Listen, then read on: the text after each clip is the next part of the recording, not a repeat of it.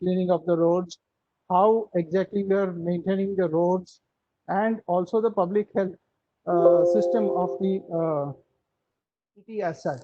So basically, we are using this tool to ensure that ultimately we are able to deliver the required services to the citizens at large.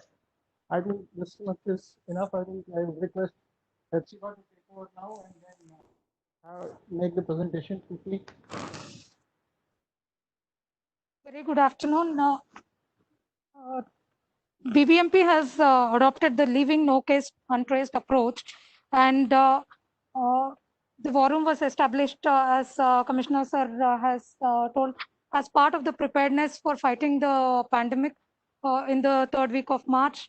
And from then on, activities have ensured, and I can say it has been one of the dynamic workplaces ever. In the last 65 days, case by case, scenario by scenario, number by number, everything has been analyzed at war room from the BBMP. And I can say planning and coordination to start with have been the key points where we started off. Planning by Commissioner BBMP, and the kind of technical support and coordination that we received from Kunal Kumar sir and the entire consortium of partners who have collaborated with us has been incredible. And what happens is we have this 9 p.m. Debriefing sessions where we have the checklist to tick off the activity list that we have. Implementation thoroughly being coordinated by Commissioner Sir, and this checklist being monitored on a daily basis where we analyze the situation. Then we also prepare, anticipate the scenarios that can emerge. We develop the strategies. A lot of brainstorming sessions have happened at the Bangalore Smart City office for BBMP to fight this COVID-19 crisis. Decisions are made and implemented on field. When they're implemented on field, we have new scenarios that emerge. All that is taken into account, and the cycle keeps moving every day. After war room was set up, it has been a case where the Honorable Chief Minister of Karnataka had visited and also indicated the state also has to establish a similar kind of technology center to actually fight the pandemic. And it has been a case that 5 states and 15 cities have actually picked up this idea and already adopted this concept of war room. I have to give credit to our commissioner for coining this word and actually making it the most effective strategies to fight COVID-19 crisis. We have these key quadrants that have already been identified and explained by Kunal Kumar sir. The key quadrants have been identified on the 29th of March during the 9 p.m. VC, where Kunal sir has given us this structure to go forward on the at the war room with regard to the decisions and the kind of implementation that we can do here. So we identified information communication, management, and integration as the 4 key quadrants, and accordingly we identify the challenges, the tools that are required, the strategies that we have to adopt, and look at the outcomes on a daily basis, weekly basis, by each scenario that we are handling. The strategies that we have deployed include many efforts to actually collate the data. Data is the only oil, is what we understood during the lockdown time. So for the war room to become functional and effective, we required a lot of collation, validation of data that is flowing into the war room. Along with that, we also attempted on the data integration with regard to major functional departments that are there. Like Commissioner Sir pointed out, we have the public health, the solid waste management. In times of lockdown, we have also had kind of surveillance monitoring that is there in place. We also had fixed up the source points to ensure that data flows from the source itself, and we can use it on real-time basis. Online options were used, Google Forms were used. We have also got into this MOU with IISc and started using simulation models for predictions and planning. We have several tools that we have deployed. We have these 3 major apps that we have developed. One is the BBMP Contains app. We also have the Sahaya Setu app and the BBMP Institutional Quarantine Management Systems app. Several partners have pro bono worked with us, from PwC to Microsoft, Google, ProDigital. Everybody has joined with us, the S3 India, Infosys. Everybody joined with us and ensured that our efforts have been as per the deadline set during the 9 p.m. VCs. And we have used several mapping tools. The Chief Secretary of Karnataka has, in fact, looked at the containment zones dashboard and suggested things that we have to actually display for public on real-time basis. And we have worked on the perimeter boundary display of late and ensured that people get real-time information.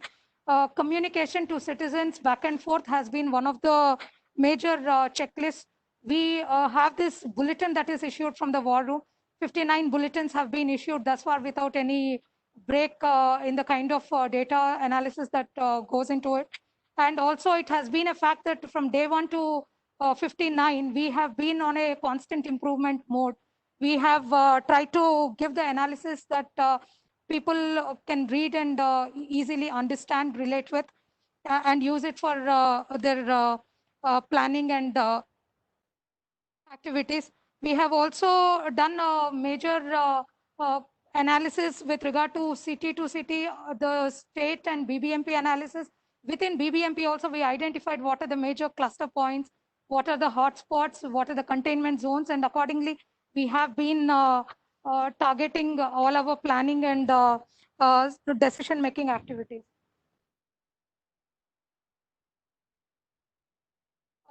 This is one slide to give you a quick look at what has happened at BBMP has happened, the way it has happened. On the 8th of March, when we had the first incidents, we were 100% of what was there in the state of Karnataka. On the 24th of March, when we were to start with the national lockdown, we were 60% of the cases that were in Karnataka. We had 32 active cases, positive cases in BBMP against 51 cases that were for Karnataka state. And if we take as on date, we are 18% of the cases. So a lot of planning and strategic decision making has actually gone into place. Urban local body, municipal corporation has to coordinate with several stakeholders within and on different platforms. So we have effectively planned and tried to ensure the containment of the spread of the pandemic in the city. Now, against the state numbers, we are at 18%. And if we take the number of active cases, we are at 15%. So what is happening is hospital by hospital, case by case, every scenario by scenario, we are trying to analyze on real time and ensure there is no gap in the process. These are a few pictures of what happens from ground. We get information with regard to fever clinics, the health profiling of people in the city. The cases with regard to ILI, SARI are reported real time. We get information from the source itself, and we also have the war room serves as a virtual learning center, and it has been a case the resident welfare associations, the citizens in the city have been engaged multiple times. You can see there's a photo of the mayor and the revenue minister actually addressing other stakeholders through a virtual session. The war room has also served as a technology platform where all our staff have been trained multiple times. So there is no gap with regard to what is understanding of a containment zone, what are the technologies to be adopted and the processes to be followed on field during implementation. With regard to SWM also, we have real-time reporting of the mass sanitization activities that are happening on field.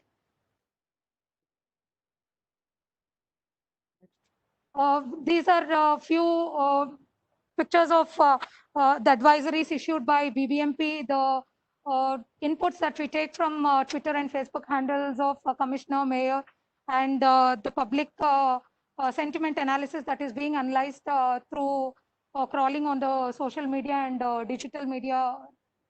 We have these few apps that came in place. You can see our MP and Commissioner have actually gone ahead, and it is the first of its kind initiative where BBMP has partnered with the Karnataka State Disaster Management Authority to have home delivery of groceries. And we also came up with this app called Sahaya Setuve for registration of volunteers. We had a hunger helpline which is active, and till the 31st of May, lockdown 4.0, we will be monitoring on this and attending to the issues of migrant labor with regard to food and ration kits delivery.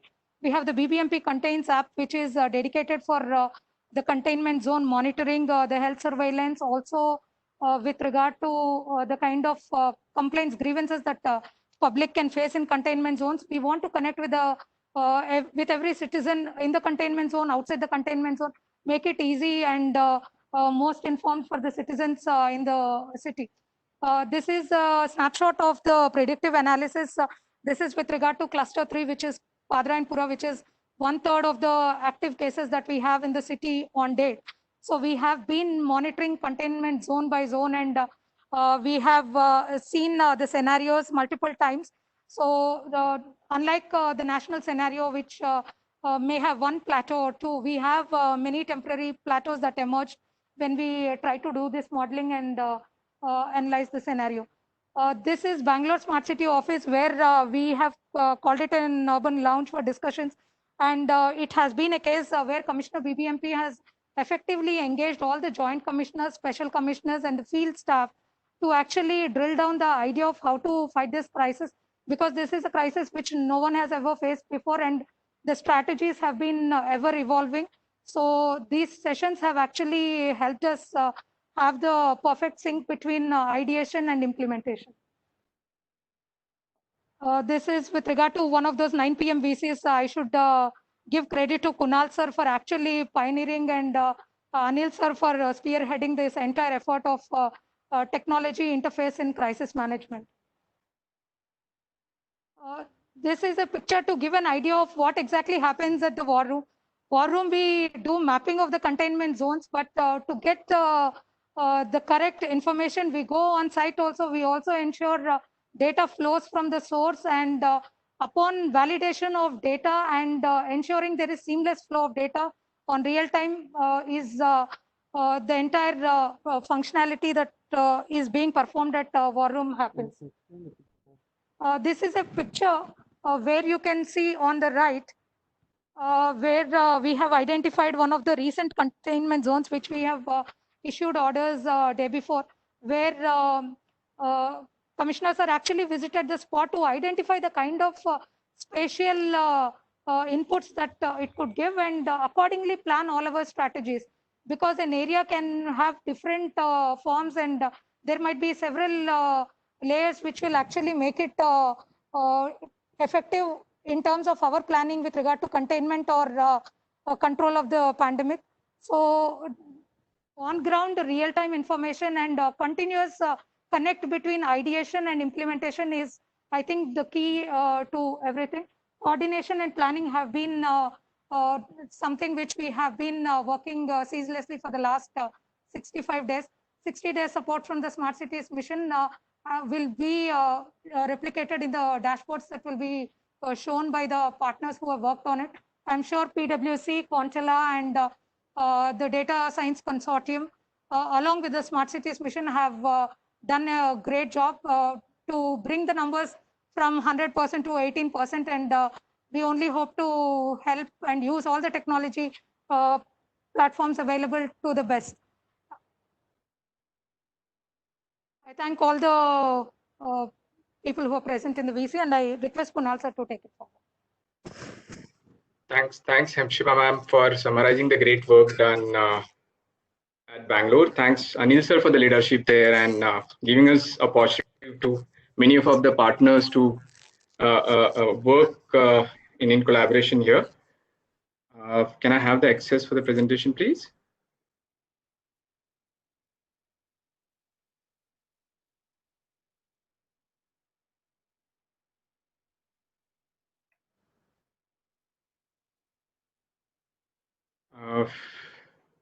Anil, can we have the access for the presentation? Naveen? Yes, you can present now.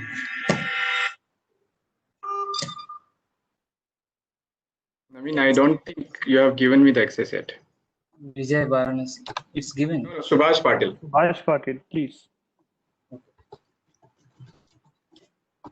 So, yeah, thanks for the access.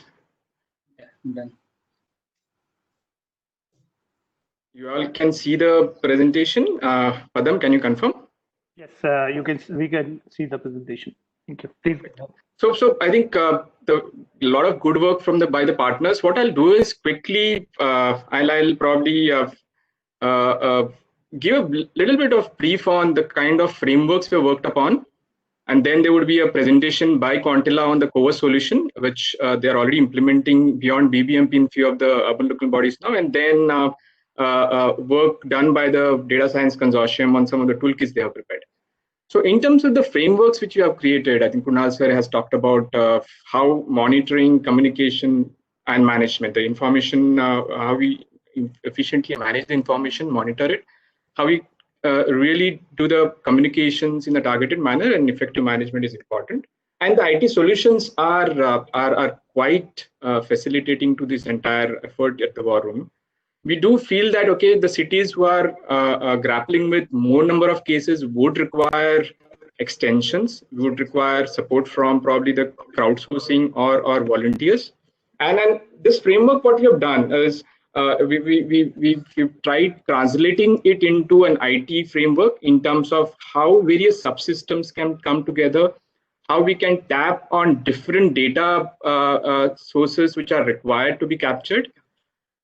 There is an ICCC layer which was then created to really create this common operating picture. We call it as a jargon in terms of the way the crisis situations can be managed, and overlaying that becomes a decision support system. So this was the framework which we started work on in BBMP way back in the last week of March, and then the effort was to put each of these boxes into green and try and have a more holistic system to provide integrated outcome. So what are the key issues cities are having? In fact, most of you are having challenges in terms of how data is collected, how containment zone mapping is carried out, and how it can be monitored. Doing contact tracing has been a challenge, and even with the solutions available, it is still a challenge on the ground.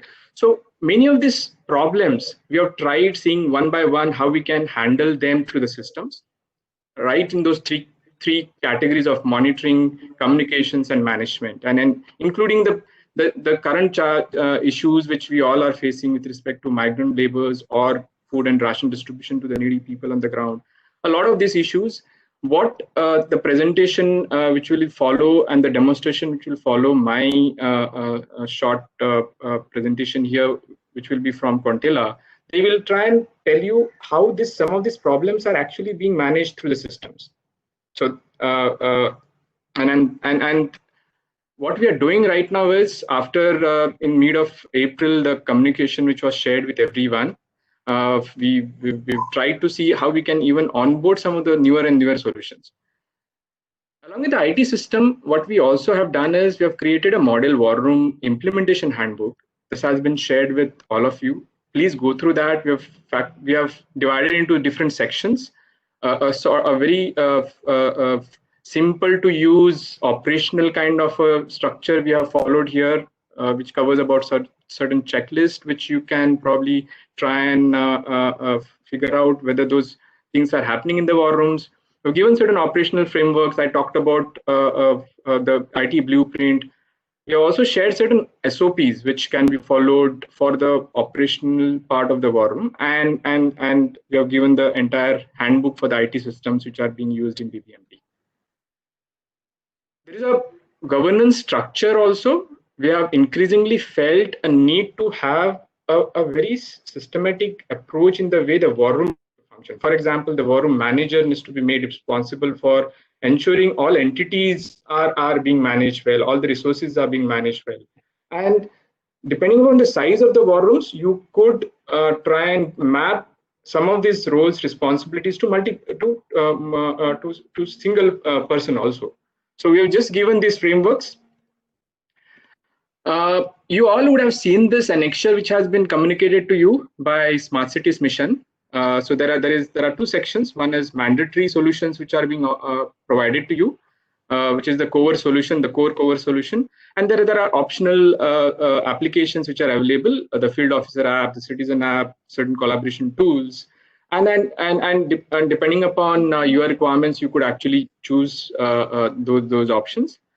What you would need to do is, apart from this solution, which will come free of cost to you for the 6 months, you only require a physical infrastructure to just ensure that this war room is put in place.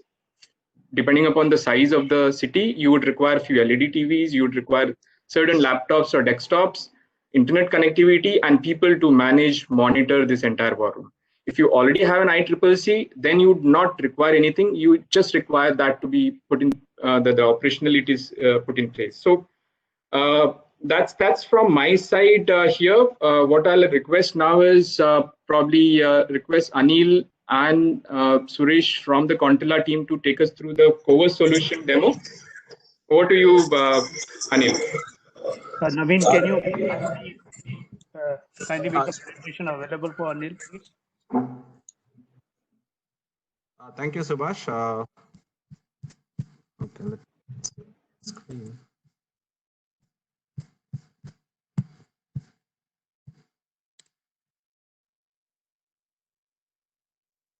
We can hear you, Anil. Yeah, I'm just showing the presentation. Just give me Naveen, can you please extend the presentation lab, please? Thank you.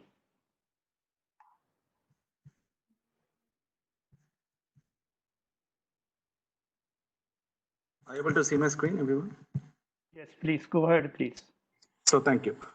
So the Cover solution primarily stands for coronavirus emergency response, and we thank Kunal sir and MOA team and BBMP for this opportunity. Primarily, when we arrived at creating this war room solution, agility in software or technology enablement was the key, which means that the solution should not take a longer time to develop. The solution should be enabled at a faster pace so that decisions can be made faster. With that as the perspective, we have created this solution, which helps in not only faster enablement, provides lots of just a configuration capability and self-service capabilities. With that, we are able to match the pace of makers trying to use the solution in their decision making. So the key part of this solution is the command and control, which helps in giving you a complete macro situation monitoring.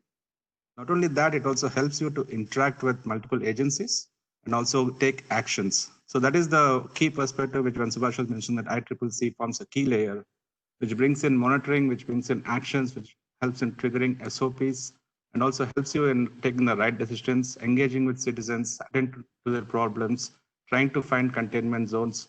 So all that how we have done, we created a data acquisition layer. So Hipsiba ma'am was also telling data acquisition was key that helped them in flattening the curve. So we created a simple data acquisition layer using the second component in our portfolio, which is the field of application. Once we get that data, we have created an automation layer, which has the capability to ingest many number of data pipelines, you should say in a technical term, which will create the right decision-making capability, create the right policy, to the right operating dashboard, or trigger to the right capacity monitoring dashboard. So with that as the perspective, we have created our own software. And this solution we have deployed as a command center platform in multiple cities, more than 20 cities across India, and successfully have deployed it there too. Now, the next part of the solution is the citizen application. Though most of you may be having a citizen application, because of the platform capabilities, you can easily integrate the existing citizen applications, or tomorrow when Arogya Setu comes in, is the same application that can be leveraged to use the same capacity monitoring, even situation analysis, or trying to find the zones. Moving on to the next slide. So I know all of you are working very hard in trying to get the right information, right decision making, helping the people and all that. we found out there are few issues which you also could have faced implementing different solutions or taking decisions. And these are some of the problems which we have envisaged and written here, and how technology has really helped in fighting or solving these problems, or at least helping and enabling or taking the right decision at the right moment. So the first one is data collection, which is the key and which helps in first part is getting a real-time picture of what is happening. It also helps in kind of a quick decision. In various cities where we're implementing, what we have seen is everyone was maintaining data in Excel sheets, be it hospital capacity or be it quarantine facilities capacity or number of medical kits available. And then getting it onto a map was usually done at end of the day, which is again, you're losing that golden period of 20 hours or 16 hours of time where you could have made lots of decisions, that would save lots of people. To solve that from a technology perspective, we have created multiple dynamic forms. So like I said at the beginning that we have enabled a platform so that things are ready. So these forms are backed by a content management system, which seamlessly creates a form and you can start collecting data and you can assign a role to that. It could be a district nodal officer, it could be someone at the quarantine center collecting it. So all these again are dynamically plotted onto the map. For example, the BBMP one which you're seeing here, you can get a better picture of the zones where you need to go and do a containment or find the red zones and allow which people and all that. So this is done automatically. This is one of the problem we have seen. The second problem, again, containment zone mapping and monitoring. And I also heard ma'am share saying that War Room helped them to find which containment zone, and they had workforce going and checking it out and then containing that area. So the same thing, we identified the containment areas, and then the enforcement also was happening at a rapid rate. So this helped in kind of preventing the spread of viruses. Third part, which is current problem, which we are seeing is the contact tracing. How do we do it? And house-to-house surveys and their data capture. So again, the field officer application has a different set of forms that help in household surveys and also patient reports and also contact tracing of primary and secondary contacts. And then all these are again aggregated back to the command center, which gives you a picture of is it the secondary contact or the primary contact that is the main source of spread? Or is it which household areas are kind of giving us the spread? And second part is using the same command center platform and also the field office flow management has been completely done, which is something like as soon as the suspect is identified, bringing him from his home to the hospital and hospital to a screening center, screening to a quarantine center, quarantine to isolation center, and then to again ICUs and all that. The whole movement is really required because you need to know how many people are being screened, how many people are in quarantine, how many people are there in hospital, so that you can manage your capacity and you can estimate your capacity. All that flow is created in the platform. And now we are also seeing one more new problem that come up, that is the inbound migrant worker tracking, which is quite important because we have to help the people here. And tracking of migrant workers, and they also, it's just not essential supplies, but they also need the way forward and get them help tested and the spread doesn't happen. So there are different ways they can register, and all this information is again aggregated back to the command center. And the registration happens through different sources. All cities have either web forms or they have their own mobile applications, they have the citizen applications, and they have helplines. So all this media can aggregate at the command center, giving a broader picture and a complete operational picture. And tracking of their destination area within the cities for convenient surveillance. And one of the important part is the media management and sharing of updated information to general public. So right now, there are announcements happening to citizen applications and media reports being generated, but we have automated this, which is like collecting all the reports from different sources, collating it end of the day, which is usually a time-consuming task, what we have seen. We have automated this so that people are aware at any point of the day what is happening in your city, what is happening in your area, in your zone. So all that is... Anil, since there is a less time on our hands, we can probably go to the demo faster. Sure. I'll quickly just half a minute or less than a minute. Next one is the same application can be used for beneficiary scheme disbursements and also food and ration distribution. Another one is sanitization is quite important, and there is also integration with solid waste management and BBMP, identifying black spots that are not sanitized, and citizen application grievance redressal with respect to COVID and non-COVID cases. And also, once we move out of this lockdown phase, there'll be challenges like people are following the guidelines or not, mask compliance, social distancing, all these, the platform can be leveraged. Now I'll move to the demo. Vijay, can you please? Thank you, everyone.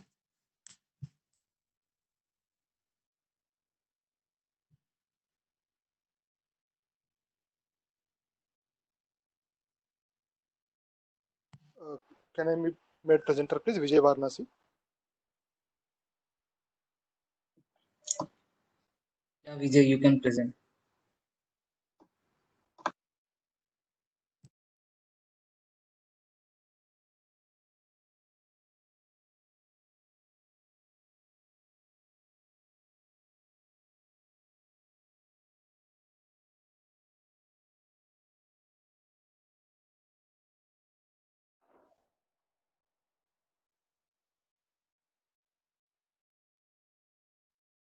Thank you, everyone, for the opportunity. So I'm going to quickly demonstrate some of the dashboards based on the functionalities that were already explained by the BBMP team and Anil, Subhash, everyone. So here I'm showing a couple of dashboards, starting with a media bulletin dashboard. So this is from the Bangalore BBMP region, where we have multiple reports which are pre-configured. So as per the media briefing dashboard that was explained by Anil. So how we have data coming from various sources. This one is showing the containment zones and which all areas they are getting data from the containment zone as a daily report, and in which areas it is still pending. So that kind of information, and the daily bulletins that Hepzibah mentioned. So each day daily bulletin that we are having, and then we have various reports, pre-configured reports here. So, and each of these reports are fully interactive. So we kind of mouse on one particular one. So for example, the Bomanhalli area, the moment there was this spike in the number of cases between April 23rd, 24, so that's where more focus was kept on that areas by the officials, and with respect to the measures on how to control the spread in those areas, and to ensure that there has been a relative flattening of the curve in those areas, so which is clearly visible here. And each of these reports as part of this media bulletin dashboard is also part of the public dashboard, which is shared with within the municipal corporation website, so that media and public can access all of this information live. And there is a lot of analysis on the age profile analysis or the source of transmission. So with respect to the primary contact versus healthcare worker or a travel history, interstate travel. So based on those kind of conditions, whether we have them. And then there are also comparison of the particular cases from various states, and how it is comparing with this particular city, and within Karnataka various other comparisons of different cities and all. So these are all part of media briefing dashboard. Let me quickly go to another dashboard. This is the containment zone dashboard, where for specific containment zones, where there is a specific focus on each of the happenings that is there. So they, through another application which is deployed there, which is integrated into this platform, so we are able to get what is the total number of pregnant women in that area, the number of medical shops identified, overall details of how many people are using this particular app, which through which they are registering and providing the details, and they submit the details to health department, or there are investigators in that area who are submitting that information. So how many of them have been submitting those information, and all of that is populated here. So let me also go to another dashboard from a different city, Belgavi, where we have here each individual positive case related details. Their particular location is also being mapped on the map here. So each of these widgets and all what we are showing is completely in terms of we can change the colors or the type of graph and all very intuitively on the fly. Right, and here based on these kind of information of the positive cases, in which area we have more, we can even have recommendation on which all areas should be the containment zones and all. And here we have information about the testing samples, how many are sent for testing and how many are positive, negative, or how many are actually currently waiting on results, and capacity planning. So as mentioned by the field officer, by Anil, with respect to the field officer app, which also I'm going to demonstrate the mobile app shortly. So each of the quarantine center or the ASHA workers who are going on a household survey, each of them can use this mobile application which has the dynamic forms, so using which they can enter the information live. So each quarantine center could be a hotel which is converted as a quarantine center and all. So how many rooms are available, how many are occupied, how many male, female occupancy and all those things. So we are getting an overall capacity information here out of the quarantine centers, how many are occupied, how many vacant and all. And this information, like the platform, we can easily create cross-domain reports with respect to the number of suspects in a particular area identified and the capacity that is available. So based on which we can define multiple events, and we get all those alerts here. It could be a mass gathering alert, or it could be a alert coming from a subsystem which we have integrated, based on which a standard operating procedure can be defined here to alert the corresponding authorities to take activity, to take an action based on it. The action could be, it could be an email, SMS, or even other forms of collaboration tool based alerts that can be sent. Let me quickly show the mobile app.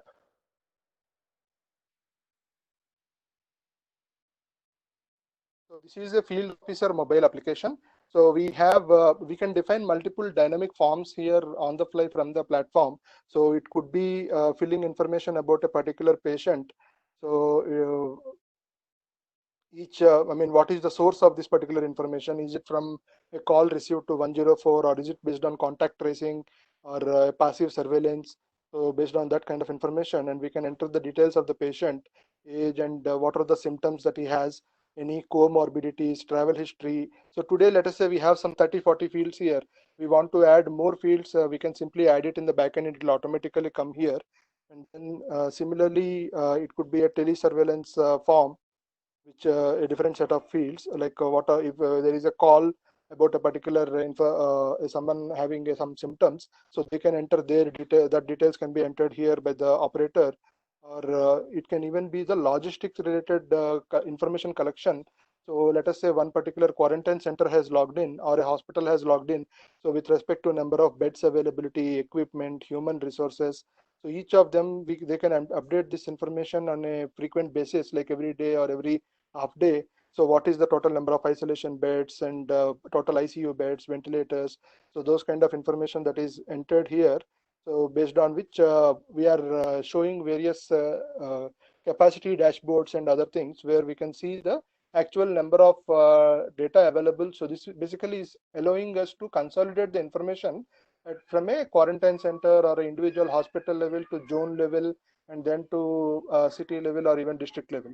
So we can actually see comparison of in which area we are having a shortage of the ventilator operators or respiratory doctors versus the corresponding information which is required in the, I mean, based on how many people are required based on the number of cases at hand. So the complete capacity planning can be done, or it can also be used for household surveys to identify in a particular area if we have certain less number of I mean, let us say there is a home quarantine person. So in those areas, we want to ensure like there are separate rooms and bathrooms available for that person, or do we have aged persons or children along with the home quarantine person? So those kind of household survey forms can also be filled in here. Vijay, you may have to hurry up on this presentation. Yeah, thank you so very much. Thank you very much. Request, yes, thank you. Maybe request Raghu from Data Science Consortium to present his predictive modeling presentation. Yeah, I'll do that. Can you hear me? Yes, we can hear you, Raghu. Please go ahead. I need permission to share. Yes. Naveen, kindly provide the permission, please, immediately. So with Dr. Anandan and Akash Bhatia, who will be pitching in during this presentation, also need ability to speak, please, even though I'll be sharing only my screen. It is done. And Raghu, kindly keep it very crisp and user-centric. Absolutely, absolutely. We'll do that. Please go ahead. Raghu, you have a disadvantage of being at the last, but we need to have certain question answer Yeah, session time. So I'll really rush through this. Uh, so the Data Science Consortium is actually quite an amazing set of organizations have come together. Specifically, IISc, for example, we couldn't have been doing this PwC support in various places, and BBMP giving us a great start. And Infinite Analytics has started on this, and Quantilla has been a great support too.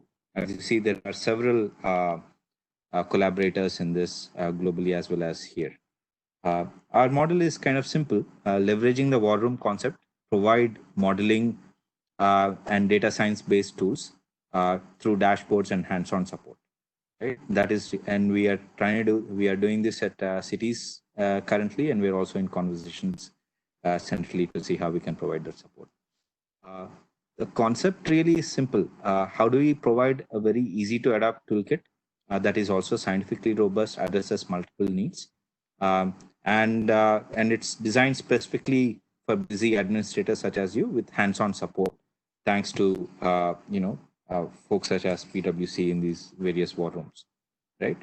Today, we are mainly going to talk about mobility analytics. I've seen several questions come in on how do we do various things on containment zones, how do we do contact tracing, etc.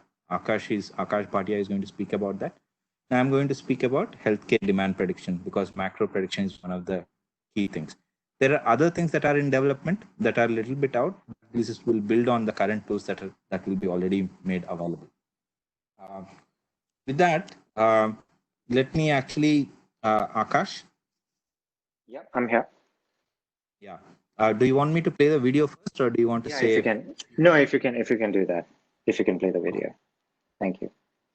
I'm hoping video will mean you will all hear the audio. Is there anything specifically I need to do to make sure this is to Vijay, others? Can someone guide me if I need to do anything specifically to share? Audio may not be available to the participant. It's only the video that can be played on the screen. Okay, all right, I will do that.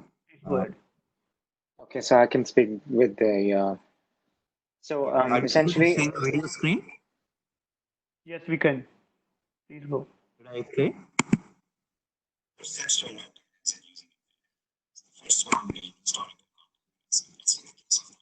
You can keep the audio off because audio will be difficult on this.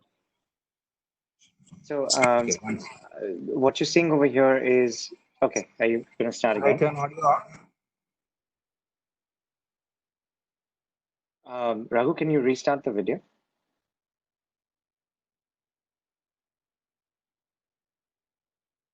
What you're seeing over here is what we've defined as 4 steps to a lockdown exit. Essentially, the first one being historical contact tracing. And what you're seeing over here is in Ulhasnagar, which is a satellite town of Mumbai. The very first patient, we as a company were able to identify the entire track that the user took. Even like we were able to go into the history of the user for 15 days back into his history and see who all came in touch with them. What you see over here is hotspot trending.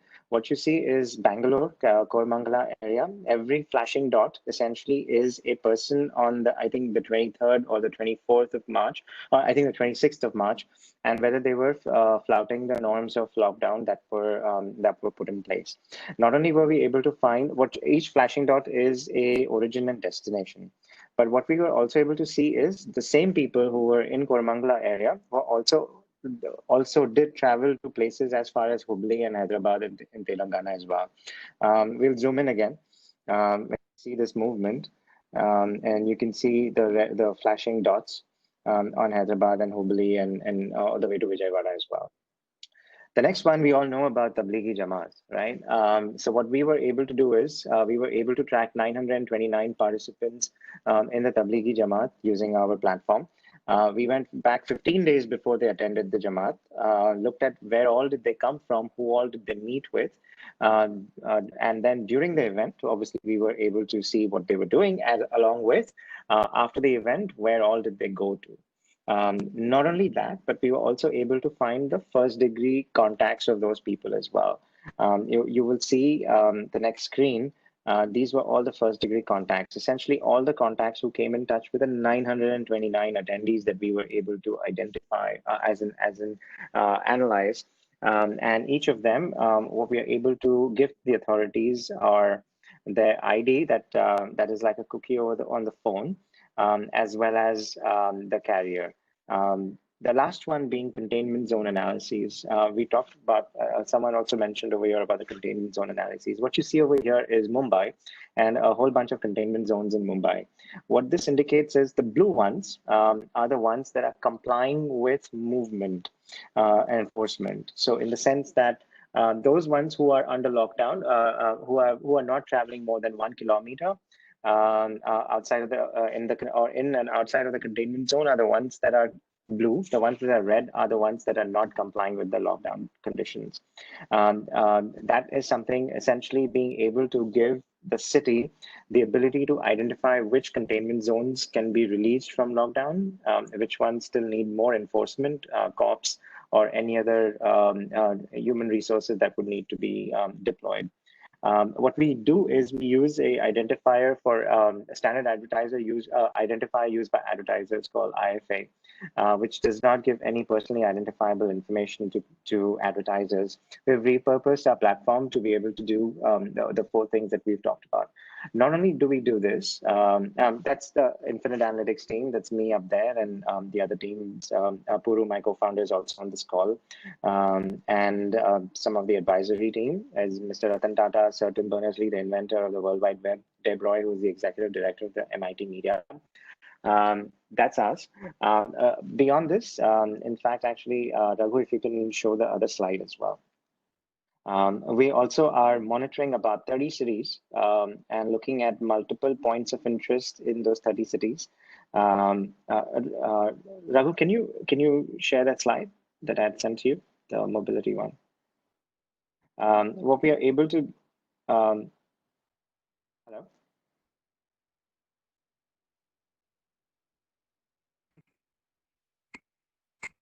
Can you all hear me? Yeah, we can hear you, but I think Raghu, you need to close the. Yeah, hi Raghu. So we are extending this session for about 15 minutes more because there are very good questions we have arrived and we would like to take them also. So Raghu, kindly complete as soon as possible so that we can take questions from the audience. Thank you. So the other thing that I also just very quickly want to talk about is we're monitoring 30 cities. We've divided them into multiple points of interest, whether it's travel point of interest, marketplaces point of interest, travel point of interest being the railway stations and the bus stations and so on and so forth to understand migrant movement, marketplaces, entertainment places, parks and recreations, religious places of worship, and so on and so forth. So we've been able to monitor them right from 1st of March all the way till today, and able to understand how are people moving, the number of people, the distance that they're traveling, and the time that they're spending outside, to kind of give sense to all the cities that we are working with, the kind of movement. Yeah, there you go. This is for Bengaluru. This is marketplaces point of interest. Essentially, all the marketplaces in Bengaluru that we could potentially we could look at, and you can see we haven't put the counts over here, number of people, but what you can see over here are the distance traveled and the time that people have been spending outside, and you can see over here that the distance is less, the time is more, which means people are either walking, actually more so they are walking rather than being on vehicles, as compared to the ones that was earlier before the lockdown happened. That is something that we've been able to, and I think the next one gives you a sense of the Mumbai one as well. But that's essentially what we have. There you go, which is the Mumbai points of interest. Again, this is the market point of interest. The way this works is that we use an identifier on every smartphone called Identifier for Advertising. And this is available for, when Instagram serves you ads on the app, they're using an identifier for advertising, and which protects the user's privacy.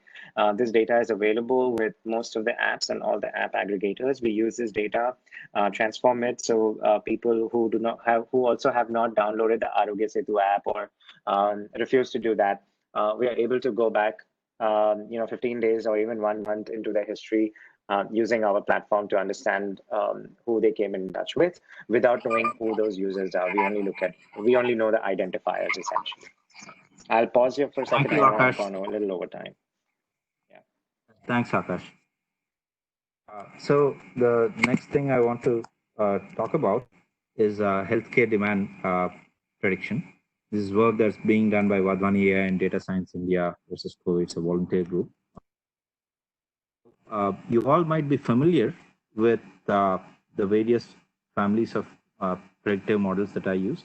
Exponential growth or simple doubling rate models. They are very simple,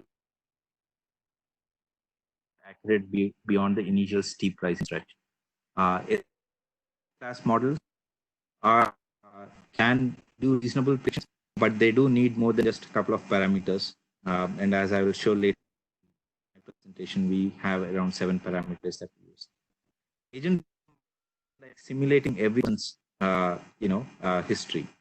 It's kind of affects additional people, and that goes on. So that's a very rich simulation. However, it's so not. Raghu, I think Raghu, since we have actually gone about the given time slot, I think we might have to, in 1 minute, we probably close this and we will make it take the questions from the audience. Sure. What you're seeing here is one of the cities we are working with. We are actually able to by different compartments, total, confirmed, recovered, deceased, and active. What you'll often see is that multiple parameter sets might fit the past history. So we have been working with various war rooms to figure out what exactly is the right scenario. And that's the sort of hands-on model that will be required to some extent, right? And ultimately, the point of these is that you're able to take historic data and make reasonable predictions in terms of what is your healthcare demand for various hospitalization, isolation, etc. And with some help from the cities themselves, actually, we'll be able to provide other inputs too. So broadly, this is most applicable for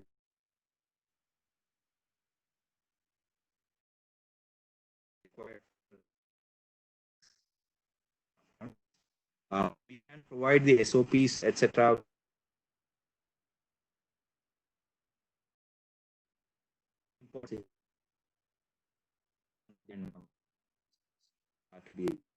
Subhash, with that,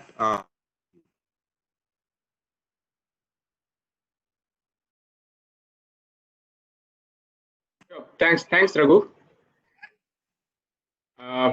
Probably time to take certain questions, and we have a lot of them. So there is one question from Swanand Sant. Says all primary health centers and private hospitals are connected through this system to get the real-time data. So I probably can answer that question, and basically the system is available for you to tap various sources of information, and it would differ from city to city. So if the city already has efficient mechanism to tap information on the ground, it can come real time to the platform. That's where some of the officers app can support, but I think the cities are at varied levels of automation in this arena. So some cities are capturing this information very efficiently at the hospitals or at the field locations. Some cities probably doing it manually. Some cities using Google Forms. So it's but then I think it's up to us to try and see how these tools can be utilized, and we automate end-to-end information to have it a real time.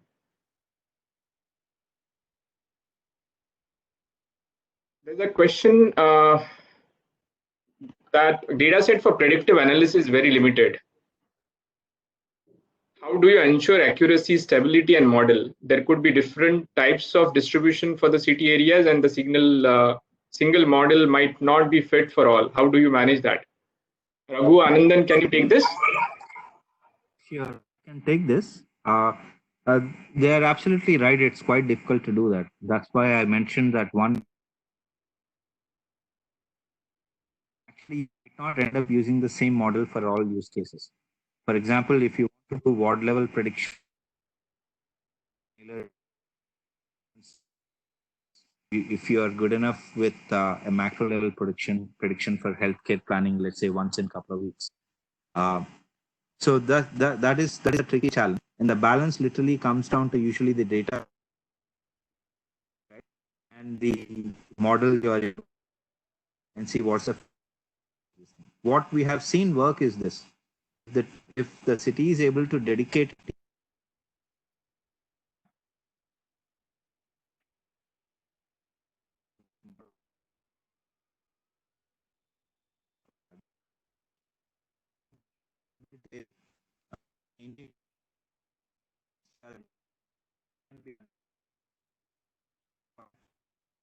and that is rightly pointed.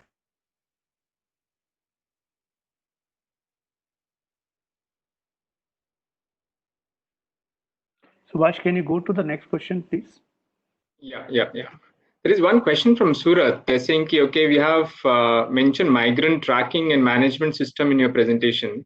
In Surat, we have approximate 12 to 15 lakh migrant people over 12 states.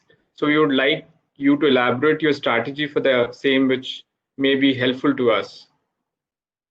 Anil sir, Anil sir or Hepzibah ma'am, would you want to probably share your experience onto this?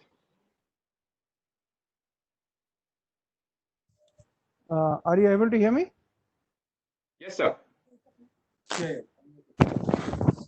Yeah, the migrant laborers database, what we are doing is we have set up data entry operators at our checkposts, and they are in turn collecting the required database.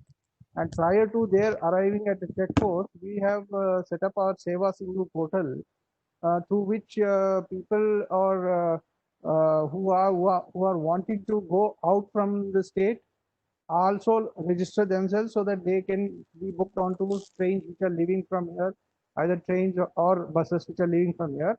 And also the same portal is used for people who are inbound also. They also need to get into this portal and then register themselves.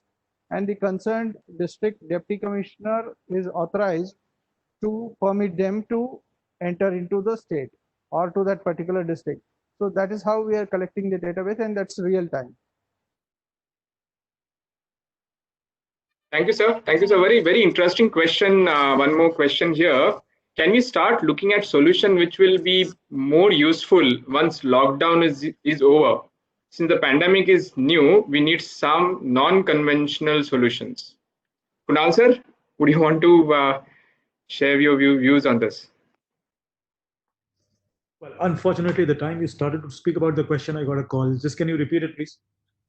Yeah. So question is, can we start looking at solution? Sorry, the screen of the question went from in front. Padam, can you see the question? It's suddenly gone in from. So they're talking about how beyond COVID and how we prepare ourselves for that. Okay, maybe because we've not seen the question. I've got the question now. Can we start looking at solution which will be more useful once lockdown is over? So, as I started speaking on this conference, I think one of the examples of what we were not doing pre-COVID is exactly what we're doing now, which is this video conference. This is a fantastic way of connecting with the world, which should become a new normal post the COVID crisis also. The second thing is, now we've understood what I keep calling the missing markets. A market is where you have a seller and a buyer and people are able to coordinate and economic activity takes place. But there are certain markets which have not yet flourished. For example, online education. Now we see cities moving towards, things like TV and cable TV based online education and things like that. You've seen cities move towards telemedicine. And why should COVID tell us? Crisis like this only tell us that we should have telemedicine. With all the technology that we have, telemedicine should have already been a new normal before the before have been the old normal before this crisis came in. Then about using contactless technologies in public transport, contactless technologies in various kinds of our endeavors in government and many other things that we do. Also, a lot of this communication management that we've now started. For example, this innovation that we see in even Bangalore or maybe Faridabad, some other cities also talked about, that they actually do a webinar with their RWAs, the Resident Welfare Associations. So all the people in the city are connected to the city authorities and vice versa. This is inclusive citizen engagement. I was talking to Kochi CEO today, and he was saying that Kerala, the only reason for success is their inclusive citizen engagement and how they could make possible by using technology and otherwise. And look, technology hasn't to be seen only in the light of digital technology. Technology never can be seen in isolation, and it has to be a combination of various different things that needs to come together. You can call it digilog, which is digital plus analog technologies, and analog is a lot more human, and they need to come together, and that's what Kerala has demonstrated. So all these learnings are there. Of course, the impetus that needs to be given to health, education, various other sectors, all that also needs technology in various ways. Let's say access to health. For example, if you want to give access to people, to all of us have seen probably, the lines and people sleeping on footpaths to get just access to a hospital in a good city.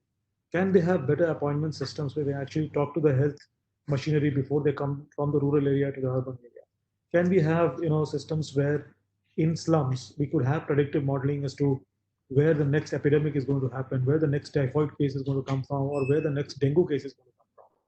So we've actually we need to reimagine this word called resilience. Resilience is something we've talked about. I think these are the fundamentals of resilience that we have cities have been a bit long and maybe probably not what you wanted to hear, but I thought this is what you're talking about. So I thought these points were very important. Thank you. Yeah. Thanks, sir. One question, not related to technology, but then Anil sir could be important for the cities who are there, and then some learning from Bangalore here. How is testing being done?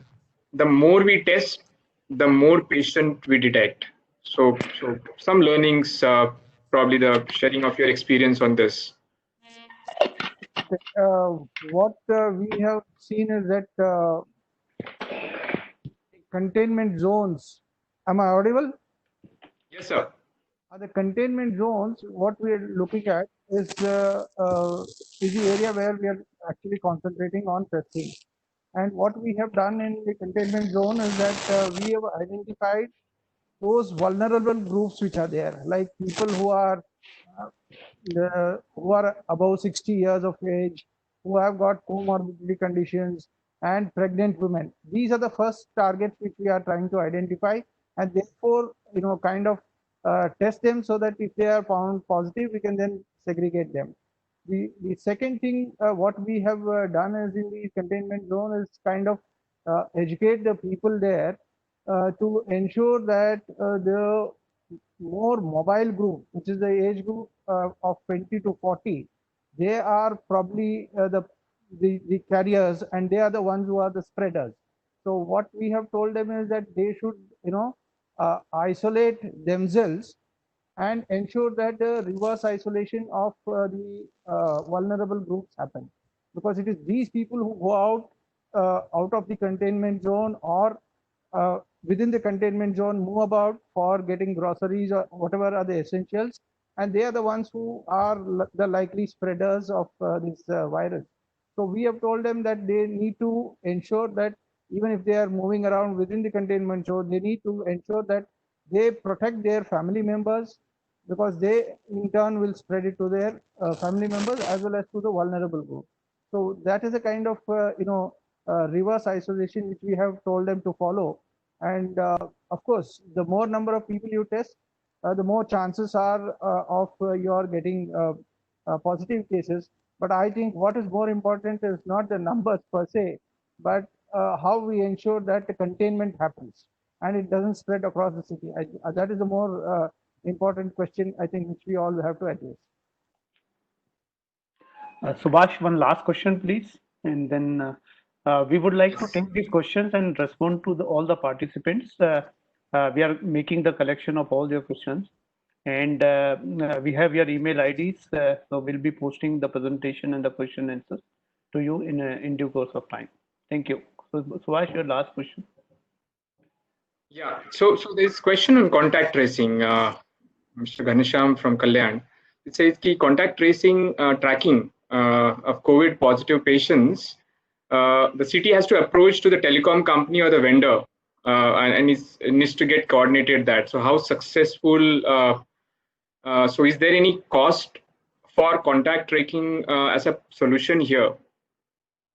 So I don't think just an answer here. I think the solutions which have got demonstrated here are available to you, all the cities as a pro bono here for at least for the 6 months as per the communication which has been already sent to you all. So that's one question which we had about contract tracing as such. Can we take a last question, one more? Madam? Yes, please. One last.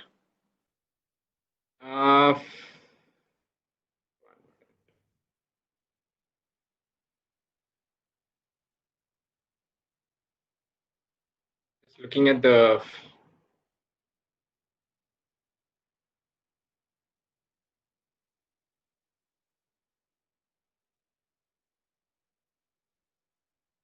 Meanwhile, the poll is open, and I would encourage all the participants to go to the chat box and provide your response to the poll that is already appearing on the box.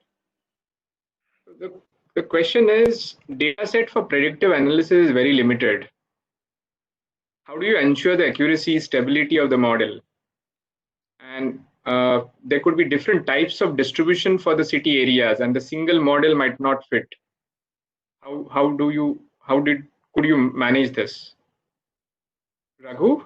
I think that question was already answered by Raghu. That was the same question you had asked him. Okay. Yeah. Maybe, for at the cost of repetition, or maybe I just want to mention that this is a beginning. Today, the session that we have organized, and we had close to about 350 participants, is the first of 6 series. Am I right, Subhash? 6 or 8? 8 series, sir. Okay. First of 6 webinars on what we call the tech clinic. And so we will, appreciate all the feedback that we get from you, from the polls that we have been doing. Idea will be to make it more interactive going forward. I think you plan, but sometimes life is what happens when you're planning other things. And I think today's was not as interactive as it should have been, but we would make amends in the next tech clinics. And the team will actually get in touch with all of you and see which questions you would like to be answered, what are your possible areas of concern and interest. And so we'll make it more interactive going forward. We will be circulating the entire schedule for the 8 series going forward. Once again, the focus is on solving problems. The focus is not on demonstrating technology. And unless we solve problems, technology or otherwise, any kind of human effort, I mean, at this moment of crisis is not going to be of any help. So we would like to keep these discussions very focused on solving problems that cities are facing, our officers are facing, and the industry is facing in solving these problems that we have, that we're confronting right now with this crisis. So those will be my parting words to this first one. I would like to thank the entire BBMP team led by Commissioner Sir and the CEO, all the panelists, all the participants, and we would look forward to your comments. So Padam, maybe I am doing your vote of thanks business, so you are required to repeat it. Thank you, sir. Because I wanted to mention these things, I'm enthused with the participation. We would love to listen from many more people going forward and not make it monotonous, and try to bring as much benefit or solutions we can get to the cities. So that's from me. Thank you, everyone. The final poll, I think, if we give 1 minute to the participants to fill up that last poll question, and if you would like to say something more, I'm sure people would love to listen to you. You have Amitabh Bachchan playing at your background, Rahul. We can see the TV screen, and he's behind it. So I'll take this liberty.